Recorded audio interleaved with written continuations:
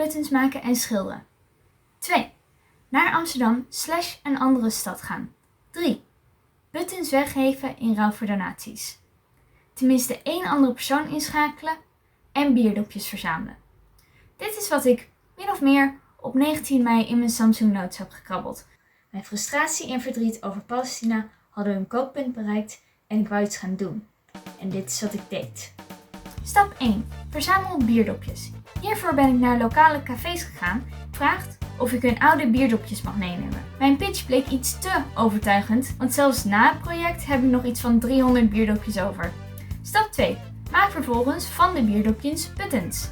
Tadaa! Als je wil weten hoe ik dit deed, kun je de link volgen in de beschrijving. Stap 3. Herhaal stap 2 175 keer. Stap 178. Nee, een grapje. Stap 4. Nu heb je 175 buttons. Even tussen 2 haakjes. Ik ben bijna gelijk na 19 mei begonnen met buttons maken. En ik heb tijdens het maken niet heel nauwkeurig bijgehouden hoe ver ik al was. Dat de hoeveelheid uiteindelijk op 174 neerkwam, was verrassing. En toen heb ik er voor de evenheid maar 175 van gemaakt. Toen ik een goede hoeveelheid buttons had, ben ik ze gaan beschilderen in de kleuren van verschillende Pride-vlaggen. Ik heb biseksuele, trans- en regenboogvlaggen, plus nog buttons met de Progress Pride flag. Oké, dus het buttons maken gaat goed. Ik heb al 175 van deze gewoon klassieke witte buttons waar je op kan schilderen.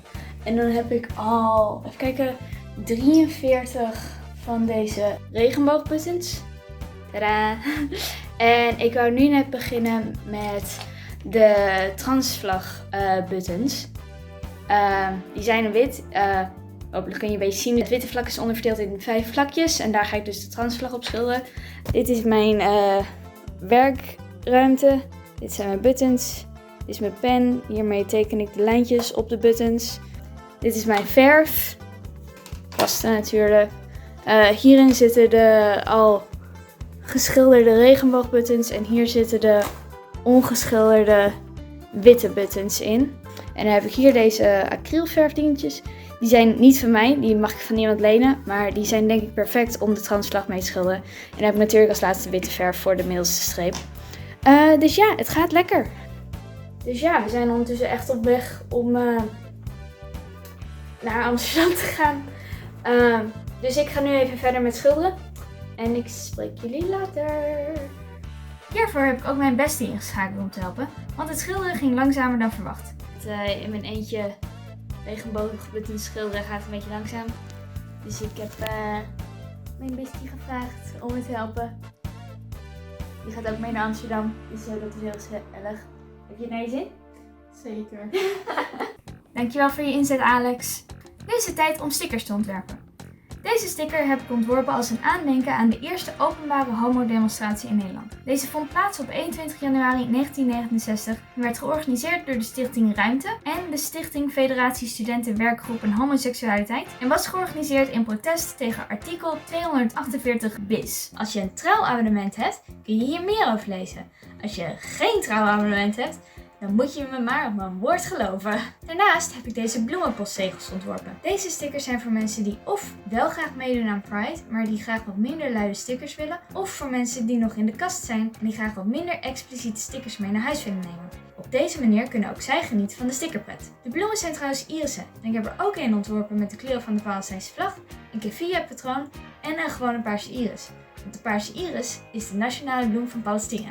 Over bloemen gesproken, tulpen. En om specifieker te zijn, Volendam.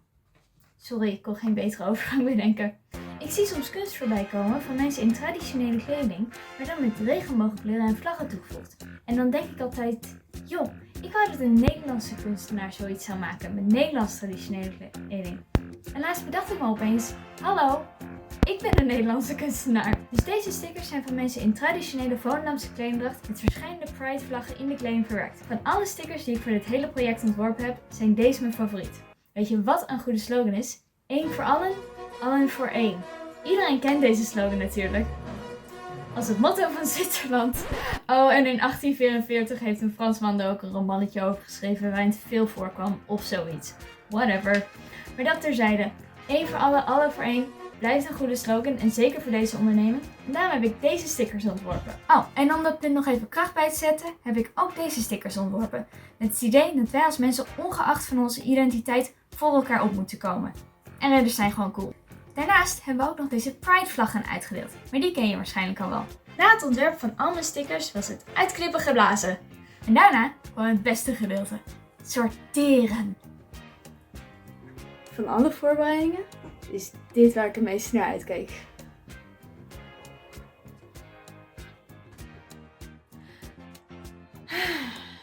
Om de stickers en buttons goed te vervoeren heb ik 2 opslagdozen gekocht en die aangepast totdat ze de inhoudsindeling hadden die ik wou. Op 2 augustus heb ik Artsen zonder Grenzen gebeld om te vragen of er een manier was waardoor het gelddoneren-proces versimpeld kan worden. Dat kon en ze hebben een officiële actie aangemaakt met QR-code waardoor mensen direct geld konden doneren zonder al hun gegevens in te moeten voeren. Hierdoor ging het donatieproces veel sneller. Als laatste heb ik labels ontworpen voor op de dozen en die erop geplakt. Daarnaast heb ik nog wat extra stickers uitgeprint en uitgeknipt. Voor de zekerheid. En toen was het eindelijk 3 augustus. Go time! Op 3 augustus stapten Alex en ik samen met een horde zeer vrolijk uitgedoste mensen uit op Amsterdam Centraal. 3 augustus is de dag van de Kanaalparade, waar vrolijk uitgedoste schuiten de Nieuwe Herengracht doorvaren en luide muziek spelen. We hadden specifiek deze dag uitgekozen, want we hadden van tevoren ingeschat dat we dan zelf de gracht af konden lopen en mensen aan konden spreken. En mocht een van ons of wij beiden overprikkeld raken, dan zouden we ons makkelijk terug kunnen trekken en even pauze kunnen nemen. En zo ging het dus. Gaat het warme zijn! Woe, we made it! Het gaat super goed en mensen zijn heel enthousiast en heel aardig. We hebben al heel veel donaties opgehaald en mensen vinden het super leuk. Woe! Aan het begin van de dag deden we voornamelijk mensen gezamenlijk aanspreken. Eén van ons vertelde de pitch, de ander hield de doos vast, mensen raakten geïnteresseerd. Vervolgens kwamen er meer mensen bij kijken. Ja, dan kon iedereen in de doos kijken en uitkiezen wat ze leuk vonden. En dan scannen mensen de QR-code en deden ze een donatie. En wanneer iedereen tevreden was, gingen we ieder onze eigen weg. Hier zie je Alex deze methode in de praktijk brengen. Het grootste gedeelte van de dag hadden we echter een om-en-om strategie. Dit hield in dat we elk individueel op een groepje mensen afgingen. Alex ging naar groepje 1, ik ging naar groepje 2 en wanneer Alex klaar was bij groepje 1, liepen die verder naar groepje 3. En zo gingen we om en om iedereen langs en hoefden we niemand over te slaan. Leuke anekdotes! Het uitdelen zelf begon al goed. 2 van de eerste mensen die we aanspraken waren 2 Koreaanse toeristen die ons initiatief super leuk vonden en ons allebei als een bedankje een I Love Korea pin hebben gegeven. En de dag werd daarna alleen nog maar leuker. Op een gegeven moment kwamen we bij een groep van een stuk of 15 mensen en Alex en ik begonnen vooraan met onze pitch. Iedereen was heel aardig, mensen waren heel enthousiast en op een gegeven moment werd ik naar het midden geduwd en riep er iemand achter mij naar iemand voor mij: vraag maar aan hem voor geld, hij heeft dikke money.